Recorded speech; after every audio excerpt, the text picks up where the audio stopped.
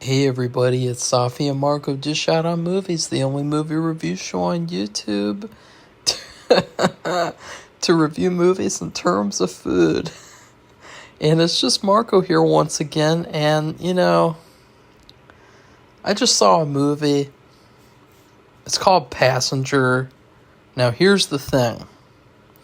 Right off the bat, this is how bad this movie is, okay? I'm not even going to talk about the movie. I'm just going to give you guys a recommendation, okay?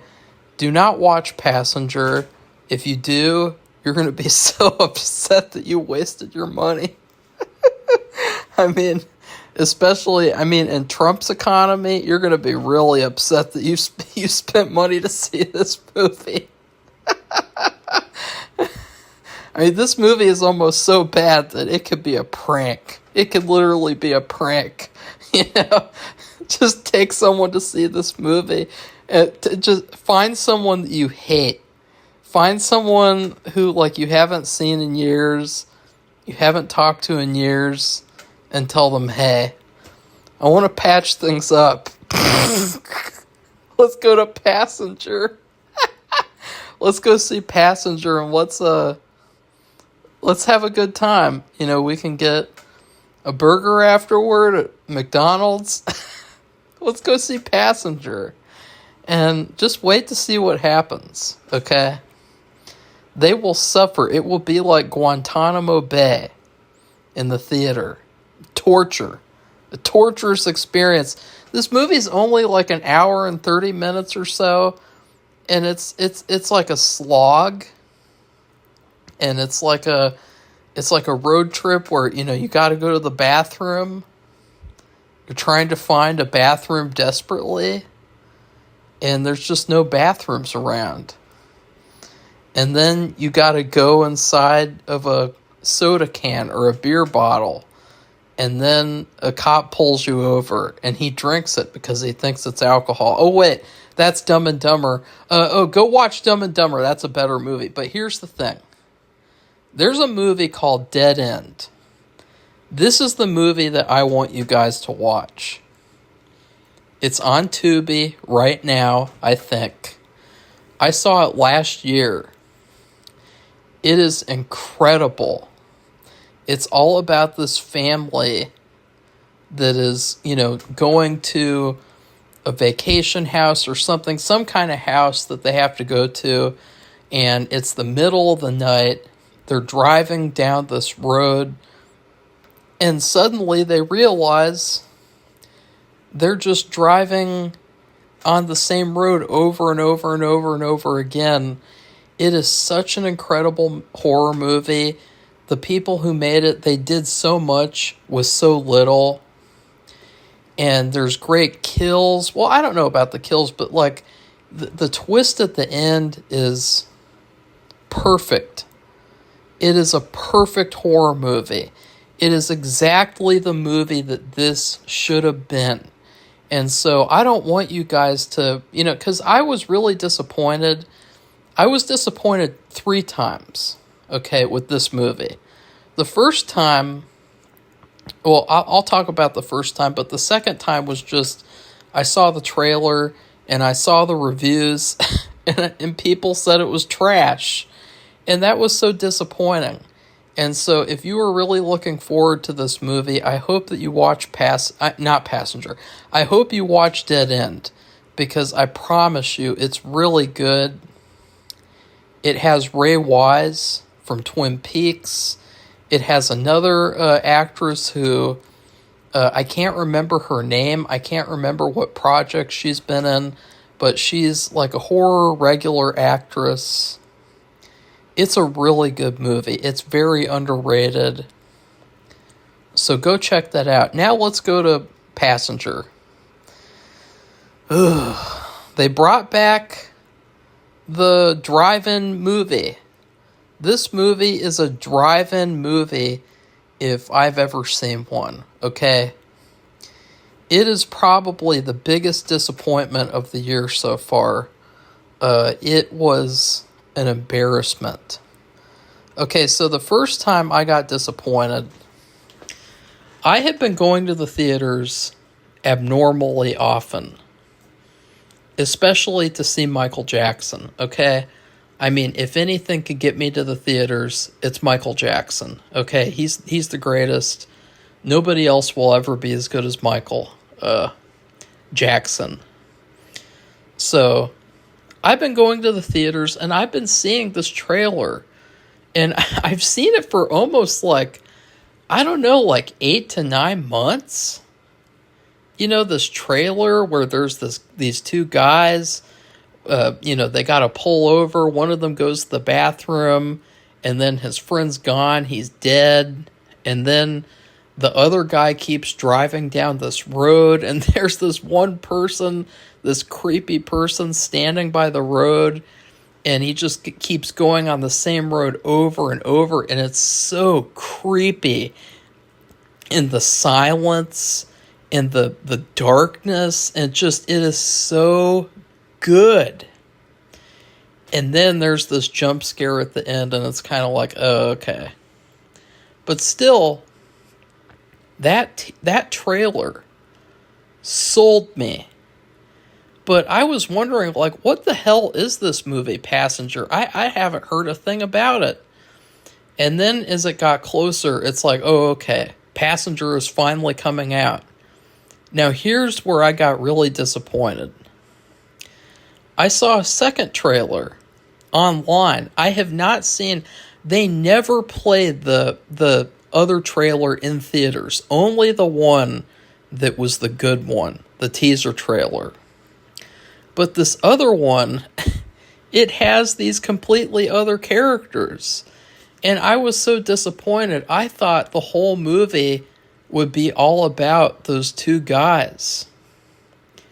And spoiler alert, that teaser trailer is simply nothing more than a cut up, like, I don't know what to call it. It's a rushed, cut up version of the opening scene. And to say that that's disappointing is an understatement, because I was so excited. I thought this actually looks scary. Seeing that trailer in theaters, I thought this movie could be really good. And the thing about, people go on all these road trips every year, like road trips. How many road trip movies do we see nowadays? None. How many road trip horror movies? None. None whatsoever. I was so excited for this movie. And then the last time that I was disappointed, and I've never been disappointed for such an extended period of time, but I was disappointed for an hour and a half with this movie. I was disappointed the entire time. It was such a weird movie, full of mistakes, full of weird choices. I mean, it almost, to me, this is what it felt like, because I'm going to do the non-spoiler review, and then if you guys would like to see the spoiler discussion, you can head on over to our Patreon page, because that is where I talk spoilers, and I have a ton of exclusive content that is not worth missing out. So, this movie felt like the opening scene was made first. It felt like a movie that was written around the entire opening scene. The opening scene is like a kernel of an idea. It's creepy, it's minimalistic, it's almost like a pitch. Like you could imagine these guys going into a board meeting or a boardroom, whatever, with the guys in the suits who, greenlight terrible movies. And you could imagine them saying, hey, we got an idea for a horror movie called Passenger. And, and then they pitched this whole scene. Maybe they shot the scene already, And then the guys are like, oh my God, that movie is going to be good. Hashtag green light. That's what it felt like with this movie. It felt like the opening scene was made first, and then they decided to make the rest of the movie. The rest of the movie is shocking. It's equally parts boring and weird. It's a weird movie because it feels so much like an old school drive-in movie. Drive-in movies, a lot of those were very, very low quality. And yet, you go to the drive-in, you see these, this special double feature, and it's like Dracula's piss monster is the first movie, and then the second movie is the wedding of the ghoul women. That is like the drive-in spectacular experience. Okay, because you know why? Because nobody went to the drive-in to watch the movies. They went to the drive-in to have sex, okay? They went to the drive-in to get laid. And you see that in movies too. And now here's the thing. Now, that would be okay if this movie was played at the drive-in theaters. You get a nice Australian girl, you go to the drive-in, you say, hey, we're going to watch Passenger. and then you watch the opening scene, and then you get in the back seat, and it's like, who gives a shit about the rest of the movie? But here's the thing, you can't do that in the theaters, okay? Like, in the theaters, if you do that, you're going to get arrested, okay? Even if you just get a little pat me down, you are going to get, you're going to be labeled a sex offender, so why make a drive-in movie if you can't have the drive-in experience in the theater, okay? It's just stupid. It's a stupid idea, and I don't understand why they did it. Now, something else that I found really interesting about this movie, because I talked about the opening scene, God, it is so good. There's a lot of movies with great opening scenes, and then the rest of the movie is terrible. I'm actually making a movie this summer. I wrote the opening scene last, because I wrote the movie, and then I felt like it was missing an opening scene. So that would be the funny part with mine, is if anyone sees it and you guys think the opening scene is the best part, well, I wrote it last. Okay, but after that, you're introduced to these new characters, these characters of Maddie and boyfriend guy. I don't even know the boyfriend's name. So, Maddie, the main character, you guys aren't going to believe this. Okay, she is this actress named Lou Lobel. She's cutie. She is a cutie patootie. Okay, like, she is decent. But you know what's really interesting about Lou Labobo? Lou Labubu. You know what's interesting about this young woman? She is strikingly similar to a certain actress, a certain Euphoria actress who likes to take out her boobs, who likes to do nude scenes, which is great because we need more nude scenes in movies and TV shows nowadays. We don't get enough of that, especially in Trump's economy. I mean, what's better than, paying for an HBO subscription and getting to see a nice pair of boobs? I mean, that's what you call America right there. That is America to the A to the A. Now, Lou Labubu, she is literally the black Sydney Sweeney, okay? I mean, I swear to God, I saw her face, And I was like, okay, she's kind of cute. I got to look her up to see if she's been in anything else. And then I saw her pictures on IMDb, and I was like, holy shit. Is that the girl from The Housemaid with blackface on? No. This is a real person. Lou Labubu. She is the black Sydney Sweeney. And so I found all these pictures. I mean, see, look. Okay, you have the first picture, and she's got this face. You know, Sydney Sweeney, she always has this face like she's surprised or she's shocked about something that's going on. Her mouth is open for some reason. You know, she looks like a mindless, like a sex robot or something. And or she looks like she's just confused, or she looks like, you know, like she needs to take her medication, you know, her SSRIs. And then you go to another picture, and she's got the same look again. And then you go to another picture, and she's doing the thing that Sydney Sweeney likes to do, where she's got her head pointed up while she's looking down at you. You know, like she's superior to you. You know, this Lou Labubu. And then you get the one where her mouth is open. Again, like, I swear, like, this has to be the black clone of Sydney Sweeney.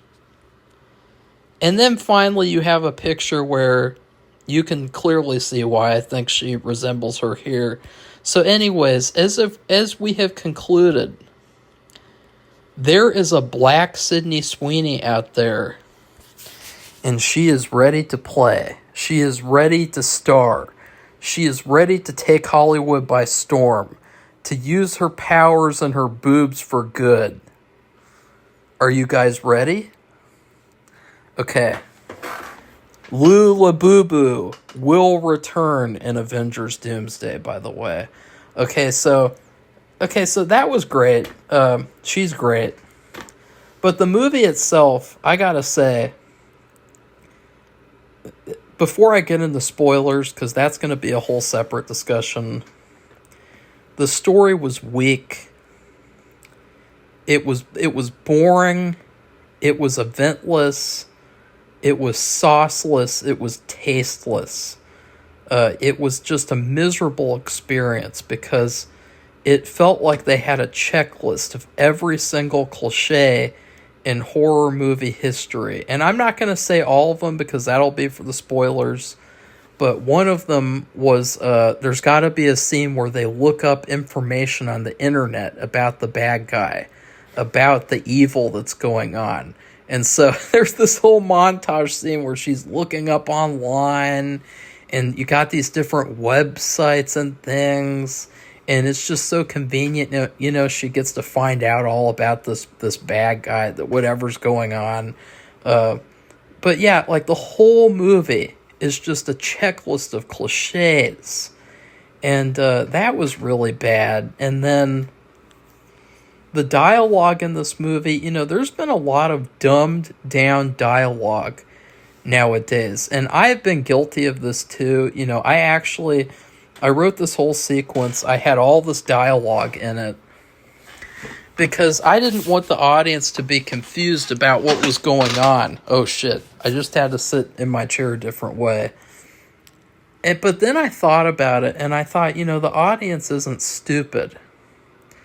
So I'm going to take most of it out. And I took most of the dialogue out, and it took out like a whole page.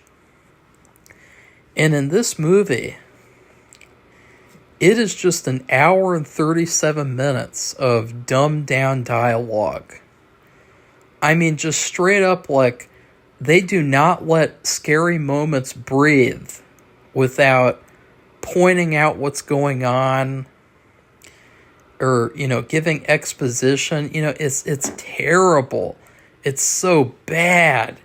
And then you have like this little soap opera drama that just, I don't know why that was in the movie. I guess because the writers didn't know what else to do. And so, you know, this whole movie, it was just a big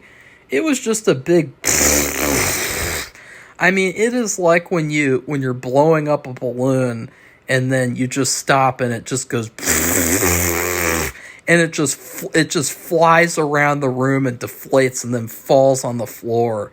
I mean, that's exactly how anticlimactic and how disappointing this movie is. So yeah, and in terms of the kills, like, I'm not going to spoil anything, but you're going to be heavily disappointed. So overall, this movie's a mess. It is just simply a drive-in movie. It is like the definition of a drive-in movie. I guess nowadays that they have Netflix and chill, which I think is kind of gay, because Netflix is gay, and I just screw Netflix. You don't want to Netflix and chill. Do Tubi and chill. Or how about this? How about we need to save movies. We need to save cinema. We got to save Hollywood. We got to save Sydney Sweeney's breasts. Okay, you got to start buying movies physically. You got to own physical copies. So I would like to start a new trend. Okay, we can't go back to the drive-ins because they're gone. They have been torn down. One of them was used in the Salem's Lot remake for a final showdown scene because nobody else was there. So they're like, hey, let's shoot at a drive-in, because no one else is there. So how about this? How about we do Blu-rays and chill? I mean, doesn't that sound like infinitely better than Netflix and chill? Blu-rays and chill. Because blue, if you guys know about color theory, blue means calm. So just think about how perfect that is. Blu-ray and chill. Instead of watching Passenger in a theater and suffering and wishing that you hadn't spent the money on the movie and you spent the money on gas because it's Trump's economy, you could stay at home with a beautiful Australian girl, and you could do Blu-rays and chill, and you could throw shrimp on the Barbie, okay? So in terms of food, this piece of shit is, we had a special Memorial Day dinner. It was pretty good. I gained a couple of pounds the last couple of weeks, so I felt kind of guilty eating the dinner and dessert, but it was pretty good. And one of the things that we had was coleslaw, but the person who made it decided to make a different kind of coleslaw, and it's called wilted coleslaw. And I've never heard of this before. I've never seen it. I opened up the container, and I was so disappointed because I was assuming we would have regular good old-fashioned coleslaw with the cream sauce. And I love coleslaw. I think it's pretty healthy for you, especially compared to everything else we had. But no, it was like this vinegary, it almost looked like coleslaw gone bad. And there was this like juice that it was soaking in. And it smelled like, after you clean out a pumpkin and the way that the guts smell, that's what this coleslaw smelled like. And I thought, there's no way I'm eating that. And so I closed the container and I just set it aside. And I got an extra serving of fucking beans and pulled pork and shit. Because I was like, I'm not touching whatever the hell that is. Wilted coleslaw. I mean, come on, guys. I mean, it's 2026. It's bad enough there's like a war going on, but can we just have regular coleslaw? Is that too much to ask for? So anyways, screw this movie. It was wasted potential. There was something there that could have been really good. And the last note that I'll end on before I get into spoiler alert is that I hope they make a sequel. But I hope if they do make a sequel that they come to me, because they need help. Okay, like this is the second movie I've seen so far where I see so much potential in these story ideas and these concepts. Like the last one I saw was Dummy, and I was so like disappointed by that movie because I thought like you have the opportunity to do like a high school reunion horror movie with an evil dummy, and just the potential that it's so fun. And they ruined it. They ruined it. They didn't put any effort into it. And at the very least, I can say, they put a tiny bit of effort into Passenger, but still, I don't think the writers put any effort into it at all. And I swear, like, it's so disappointing to see these movies that, they have this potential and it's wasted. And why waste it? Like, if you want it to be a good movie, then just ask me, and I'll help you out. Like, this movie was terrible, and it's clear that the people who made it, they need help, whether it's me or whether it's somebody else. I don't know who, because I think that horror is continuing to be bad with very few exceptions. And the horror fans, they'll just say anything is good. Anything. I mean, you guys know about me. You know how I'm picky and how I'm not gonna, just say, oh, this is really good because it's a horror movie. Like, fuck that. So I don't know. I don't know what's going on. It really sucks. I hope that... I hope they make a sequel, I guess, and that it's better, but they probably won't. And that's the sad thing, is that they not only ruined this movie, but they ruined the second movie that never happened. Okay? Because I'm telling you, this series had potential, this idea had potential, and the people who made it, they didn't have any idea what they're doing. Okay?